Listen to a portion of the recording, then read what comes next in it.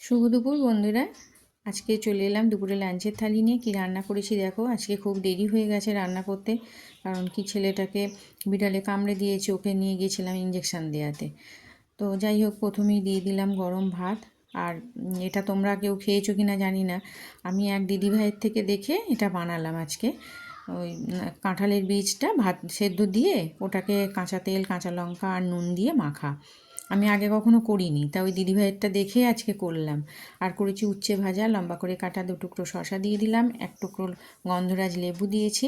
আর খুব চটজলদি রান্না করে নিয়েছি পটল আলু দিয়ে, একটু আদা জিরে বাটা দিয়ে মাছের ঝোল। ব্যাস এই আজকে রান্না করেছি, কারণ খুব তাড়াতাড়ি ছিল, কোনো রকমে তাড়াহুড়ো করে এসে রান্নাটুকু করেছি। আর আছে 1 গ্লাস জল। এই ছিল আমার আজকে দুপুরের লাঞ্চের ছোট্ট মেনু। তো তোমাদের কেমন লাগলো অবশ্যই কমেন্ট করে জানিও। ভালো লাগলে একটা লাইক শেয়ার করে দিও, পাশে থেকো, আর আমার চ্যানেলটাকে সাবস্ক্রাইব করে দিও। আবারও আসবো পরে আরও একটা লাঞ্চের থালির ভিডিও নিয়ে।